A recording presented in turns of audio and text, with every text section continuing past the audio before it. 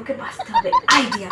আরে গাছ থেকে তো পুরো ফাঁকা করে দিয়েছিস, কেন কেন কেন করছিস তোকে? মা মা তুই তো মার জননীটা আছিস বটে, তোকে তো মিথ্যা কথাটা বলা যাবে না। আমি না সব আম তো পেরে নিয়েছি বটে, লোকের ভালোটা করেছি বটে।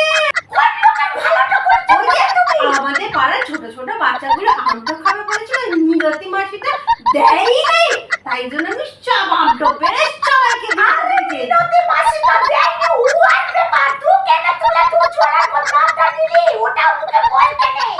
ওটা তো নেওয়াটা উচিত হয়নি। এখন আমি কি জবাবটা দেব?